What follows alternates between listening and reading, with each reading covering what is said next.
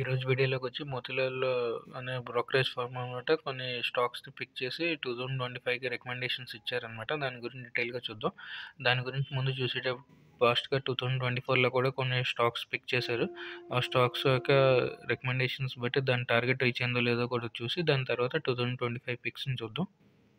2024 stocks చూసుకుంటే SBI, coal India, ONGC, siemens, hero motor Corp అని, డాల్మియా భారత్ అని, కజారియా సెరామిక్స్ అని, పిఎన్బి హౌసింగ్ అని చెప్పి, లెమన్ ట్రీ, సన్టెక్ రియాల్టీ అని చెప్పి స్టాక్స్ని సెలెక్ట్ చేసి ఇచ్చారనమాట. అప్పుడున్న ప్రైజెస్ చూసుకుంటే ఎస్బీఐ 642 దగ్గర ఉంటే టార్గెట్ 800 ఇస్తే అది హై చూసుకుంటే 2024లో 912 దగ్గర టార్గెట్ హై అయిందనమాట. దాని తర్వాత ఫాల్ అవుతూనే ఉంది. అలాగే కోల్ ఇండియా కూడా చూసుకుంటే మనకి 376 దగ్గర బై రికమెండేషన్ ఇచ్చారు. టార్గెట్ వచ్చి 430 అన్నారు. హై చూసుకుంటే ఆగస్టులోనే టార్గెట్ రీచ్ అయింది అనమాట. 543 ఆల్ టైమ్ హై రీచ్ అయింది.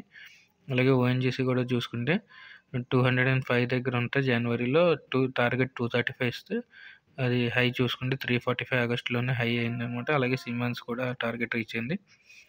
ఓన్లీ ఒక స్టాక్ అనమాట, డాల్మియా భారత్ అన్నది. అదొకటి టార్గెట్ రీచ్ అవ్వకుండా ఫాలో అవుతూనే వచ్చిందనమాట.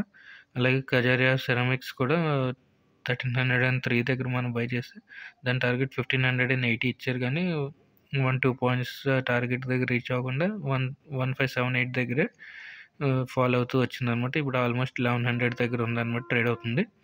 అలాగే పిఎన్బి హౌసింగ్ కూడా, అలాగే లెమన్ ట్రీ, సన్టెక్ రియాల్టీ కూడా అన్ని టార్గెట్స్ రీచ్ అయ్యాయి అనమాట. ఇంకా దీన్ని బట్టి ఏంటంటే వితిన్ 6 మంత్స్లోనే లేదంటే 8 to 9 మంత్స్లోనే వాళ్ళు రికమెండేషన్ ఇచ్చిన స్టాక్స్ అన్ని టార్గెట్ రీచ్ అయ్యాయి అనమాట. ఇప్పుడు 2025కి పిక్స్ చూసుకుంటే మనకి ఐసిఐసిఐ బ్యాంక్ అని, హెచ్సిఎల్ టెక్ అని, లార్సన్ టూబ్రో అని, జొమాటో అని, నామ్ ఇండియా అనమాట, అంటే నిపాన్ అసెట్ మేనేజ్మెంట్ అంటారు, మ్యాన్కైండ్ ఫార్మా అని, లెమన్ ట్రీ అని, పాలికాబ్ ఇండియా అని, మార్కెటెక్ డెవలపర్స్ అని, సేరమ్ ఎస్జిఎస్ టెక్ అని చెప్పి ఈ స్టాక్స్ని రికమెండ్ చేశారనమాట. ఐసిఐసిఐ బ్యాంక్ ప్రైస్ చూసుకుంటే 1298 దగ్గర ట్రేడ్ అవుతుంది. దాని టార్గెట్ వచ్చి 1550 అనమాట. అలాగే హెచ్సిఎల్ టెక్ చూసుకుంటే 1890 దగ్గర ట్రేడ్ అవుతుంది. దాని టార్గెట్ వచ్చి 2300 అనమాట. లార్సన్ ట్యూబ్రో కూడా కన్స్ట్రక్షన్ కంపెనీ అనమాట. దాన్ని కూడా చూసుకుంటే 3633 దగ్గర ఉంది. అది టార్గెట్ వచ్చి 4300 టార్గెట్ అనమాట. జొమాటో చూసుకుంటే ఫుడ్ డెలివరీ బిజినెస్ కంపెనీ అనమాట. స్విగ్గీ, జొమాటో పోటీ పడుతుంది, కానీ ఇంకా స్విగ్గీ చూసుకుంటే లాస్ మేకింగ్లో ఉంది కాబట్టి జొమాటో చూసుకుంటే మనకి ప్రాఫిటబుల్ బిజినెస్ అనమాట. ఇప్పుడు ప్రైస్ కూడా 274 దగ్గర ట్రేడ్ అవుతుంది కాబట్టి మేబీ అది 330 టార్గెట్ రీచ్ అయ్యే ఛాన్సెస్ ఉన్నాయి. అలాగే నిపాన్ అసెట్ మేనేజ్మెంట్ కూడా 753 దగ్గర ట్రేడ్ అవుతుంది.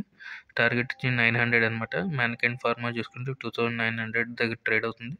దాని టార్గెట్ వచ్చి 3140 అనమాట. లెమన్ ట్రీ కూడా ఆల్రెడీ 2024లోనే స్టాక్ రికమెండ్ చేశారు. అది ఇప్పుడు టార్గెట్ రీచ్ అయింది కాబట్టి ఇప్పుడు 150 దగ్గర మళ్ళీ బయింగ్ ప్రైస్ ఇచ్చారు. టార్గెట్ వచ్చి 190 అనమాట. లెమన్ టీ గురించి చూసుకుంటే మనకి ఏంటంటే ఆల్రెడీ ఇది కొన్ని ఎక్వైర్ చేసిన హోటల్స్ ఉన్నాయన్నమాట. అలాగే కన్స్ట్రక్షన్ కూడా నడుస్తున్నాయి, అవి కూడా ఓపెన్ అవుతున్నాయి కాబట్టి మేబీ దాని ప్రాఫిటబుల్ బిజినెస్ కాబట్టి మేబీ ఇది కూడా టార్గెట్ రీచ్ అయ్యే ఛాన్సెస్ ఉన్నాయన్నమాట. అలాగే పాలిక్యాబ్ ఇండియా అంటే వైరస్ కంపెనీ అనమాట. అలాగే మార్కెటెక్ డెవలపర్స్ అంటే ఇది కూడా కన్స్ట్రక్షన్స్ గురించి అనమాట. అలాగే సీరమ్ ఎస్జిఎస్ టెక్ అంటే ఇది టెక్ కంపెనీస్ అనమాట. ఇది కూడా 750 టార్గెట్ ఇచ్చారు. సో అన్నీ ఓవరాల్గా దీన్ని బట్టి మనకి ఏం తెలుస్తుందంటే పోర్ట్ఫోలియో ఎలా బిల్డ్ చేయాలని చెప్పి వీళ్ళు అనాలిసిస్ చేసి రికమెండ్ చేశారు అనమాట.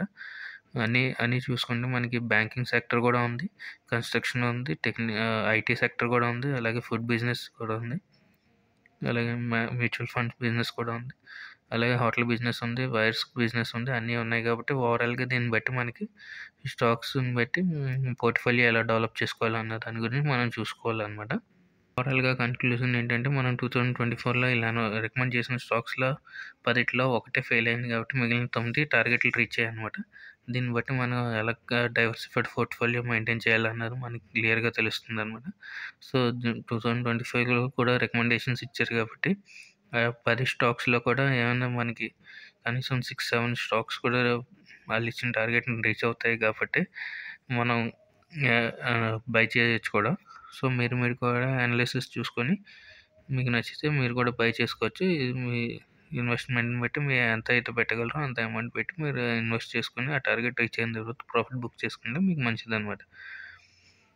Thank you for watching.